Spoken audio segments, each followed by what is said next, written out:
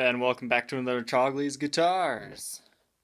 Alright, today we have some of my, part of a series of my favorite instruments from the Norlin era. It's the cheaper experimental models that Gibson was doing. This is one of the more hard to come by ones. They don't show up as often as the Marauder. This is the Gibson S-1. So, what is this guitar? Well, it's basically Gibson's attempt at creating a Strat with, everything that you love about a Gibson. It's kind of a combination between, the Gibson sound and the Fender sound. And honestly, I quite like it. This is the first S1 that I've had in the shop here, and I was quite pleased with it. We'll get this case out of the way, and we'll continue our tour here. Okay, as you can see, it's a Strat clone, as I mentioned. The Marauder is more of a Telecaster clone. But this one's been played. You can see on the fretboard, it's, the lacquer's worn away a little bit. And every time I see that in photos, I always get that, ew, that probably doesn't feel right. But in person, it's so much smoother there because the oils have worked the way into the wood. It's a lot smoother than actually where there is lacquer left. So cosmetically, it looks bad, but playability-wise, I would say it actually increases it. It's like a really well-oiled wood. As you can see, you also got that kind of going on the back here. So if you like the feel of like a sanded down back of the neck, that's exactly the feel you're getting up here. Maybe a little bit more oily. This one is fairly original. And you got a few dings up here on the headstock, but nothing too bad.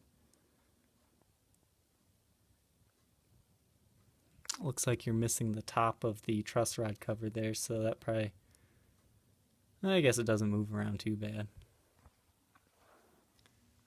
Now, these tuners have been replaced. I do have a set of originals for sale as well. Those are $100. If you'd like me to install them, I could do that for you.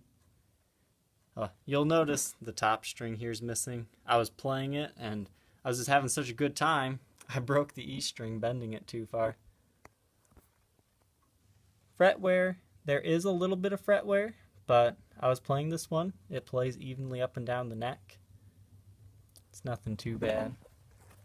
We'll get a little bit of a better view. So, not huge divots, but they are a little bit flattened. You could probably take it to a tech and $50 he would clean it up for you. The action's good. It's not too high, not too low. We'll see if we can give you a little view there. That's not very good. We'll get a better view later. I guess something I forgot to mention is, maple fretboards. I love these things. I would love to get a custom. So if you have a Gibson custom with a maple fretboard you'd like to trade in on a few guitars or cash it out, I'd be interested in having one of those. I'd like to play around with one of those because I personally love the feel of maple fretboards. They give you a little bit of a bitier sound. As you can see, this guitar is a little bit dusty. A good polishing would probably fix that up. I haven't attempted to clean this guitar at all because I always leave it up to the buyer if they want to wipe the mojo off. I'm not sure if that's supposed to be like that. I'm assuming it is. It's only a two-way switch instead of the three-way switch. And then you have this chicken head knob. So that's 1, 2, 3, 4. Yeah, four-way switch. If I remember correctly, the farther over here, it's the stratier sound you have. And back here, you kind of get the more of a humbucker sound. I'm not quite 100% well-versed in what it's doing to the pickups, but I'll probably post that in the listing if you're curious. You got the glorious age speed knobs that I love when they age. You also have a little bit of yellow there. It's kind of weird. I mean, it's not very apparent in person. I didn't even know it till I started playing this, but maybe it'll come off. I'm not sure. But that is there. But it kind of gives it a cool glow. It might just be the paint under the primer or whatnot. This one's been played. I wouldn't say it's been abused at all, but it's just been naturally played.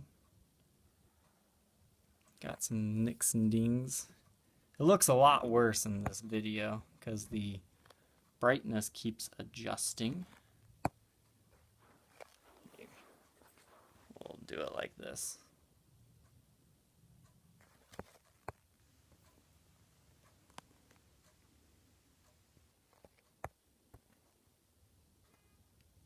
There we go. So as you can see, it's got some nicks and dings. But, you know, if you're looking to play this one, you won't have to fear playing this one. Got a nice patinaed neck thing. This is a bolt-on neck. As I said, these were experimental Gibson projects. So they use bolt-ons for some of these. Like the L6S, some of those have set necks, but the other ones, I think the Midnight Specials, have the bolt-on. Good thing about that is if you were to ever snap this headstock, you could just buy another neck instead of repairing it. It's probably actually cheaper to buy a new neck. But yeah, still got the standard Norlin era 3-piece neck here. As you can see, there is wear up and down the fingerboard there. But that's all smooth. It looks bad in person, but it's all smooth. There's a good shot of the action, nice and perfectly to play. You've got your scratches all over the thing. Not so bad up here. Looks like you do have changed out strap buttons on this one.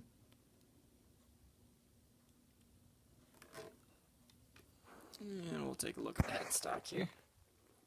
This is a 1977. Built on the 335th day of the year. It was the 40th in production that day. Because I believe 500 is the first one, so I've been saying that wrong in all these videos. You learn something new every day. Okay, as I've told you before though, there are replaced tuners on this one, and there are extra holes.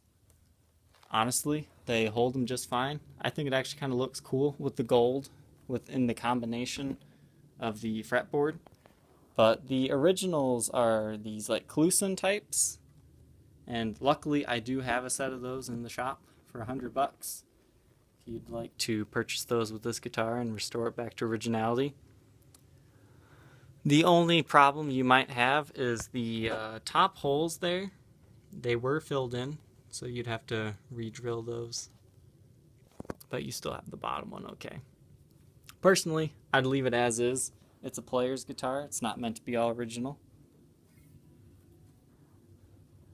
As always, if you found this on eBay or any other online buying site, you can always visit my Facebook page, facebook.com/Troglys, Troglys. On my Facebook page, that is where I show my lowest available price, PayPal and shipped to your door. Or go ahead and buy it on eBay. It doesn't bother me. If you have any questions, as always, just send me a message. I'll be happy to answer them.